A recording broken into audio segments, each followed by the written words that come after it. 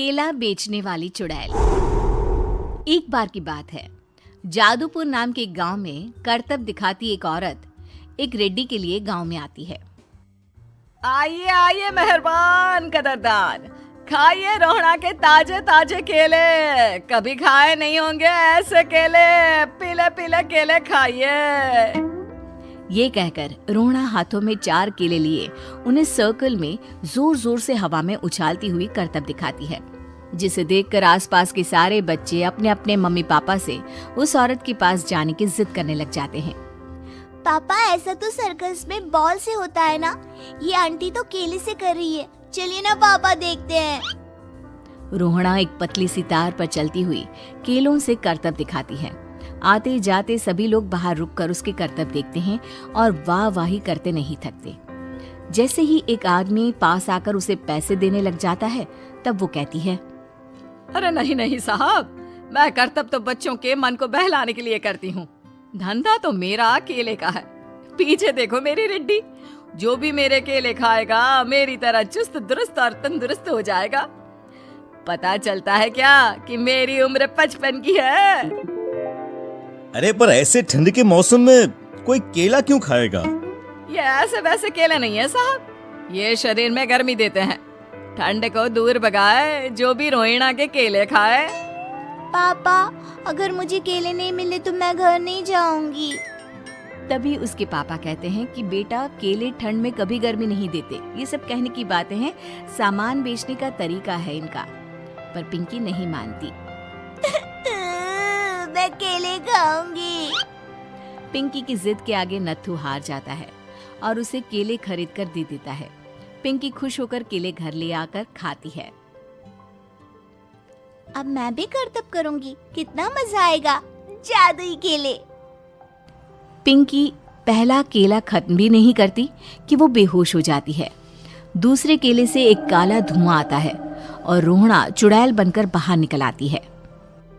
मेरे भूतिया केले बच्चे न खाए, ऐसा हो ही नहीं सकता। जादूपुर वालों, कब तक बचोगे? आ गई हूँ मैं रोहड़ा, जिसका कोई नहीं कर सकता सामना। रोहड़ा पिंकी को गोद में उठाकर काले धुएं में कहीं गायब हो जाती है। शाम के वक्त नत्थू घर लौटता है और पिंकी को घर में ना पाकर उसकी माँ से कहता है, माँ पिंकी कहाँ है? अरे बेटा, उसे तो तू सुबह करतब दिखाने ले गया था ना, फिर कहाँ वापस आए तुम दोनों? मुझे लगा तू उसे अपने साथ मंडी ले गया होगा। हे भगवान, मेरी बच्ची कहाँ गई? मैं उसे घर ही तो छोड़कर गया था माँ। नत्थू गांव के घर कोने में अपनी बेटी को ढूंढता है, पर उसे वो कहीं नहीं मिलती। परेशान होकर आखिर रो रो कर नत्थू हिम्मत हार कर घर लौट आता है। अगली सुबह रोहड़ा फिर से करतब दिखाने आती है और इस बार पिंकी की तरह रोनी केले खरीद लेता है। 50 रुपए दिए थे पापा ने, सारे पैसों की मैंने केले खरीद लिए हैं। अब मैं भी आंटी की तरह ही करतबबाज बन जाऊंगा। यही सोचते हुए रोनी केले खाता है और पहला अकेला केला आधा खत्म भी नहीं करता कि चुड़ैल उसके सामने आ जाती है। मेरे साथ चलने का समय आ गया है रोनी। ये तो बस शुरुआत है।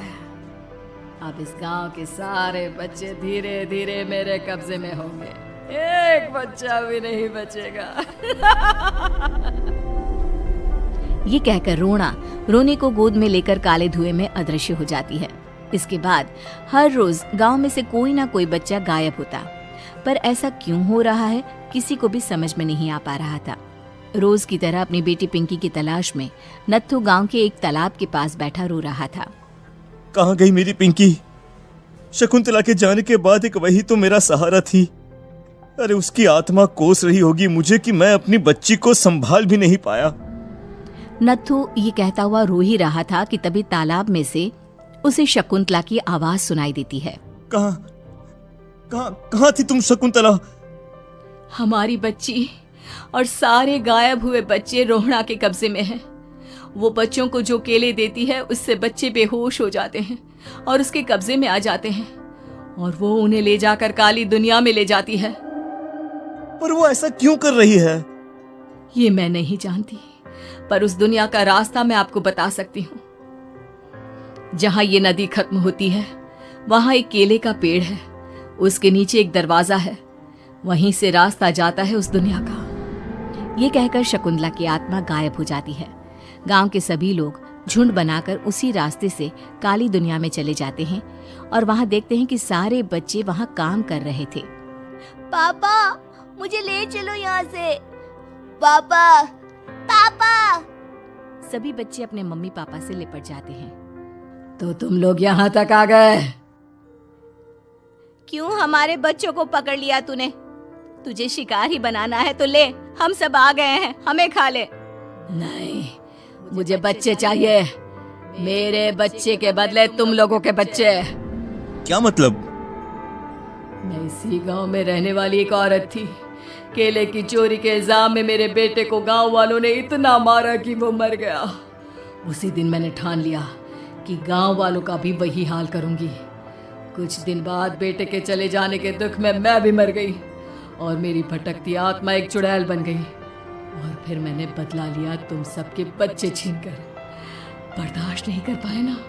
सोचो मुझ पर क्या बीती होगी। हमें माफ कर दो रोना। पता नहीं ये किसकी गलती थी, पर हम सभी माफी मांगते हैं। हमारी खुशियां लौटा दो, तुम भी तो एक माँ हो। गांव वालों की बात सुनकर रोना का मन पिघल जाता है और वो बच्चों को छोड़ देती है। उसके बाद काली दुनिया बच्चों के लिए जादुई दुनिया बन जाती है। अब कोई भी कभी भी वहां आ जा सकता था।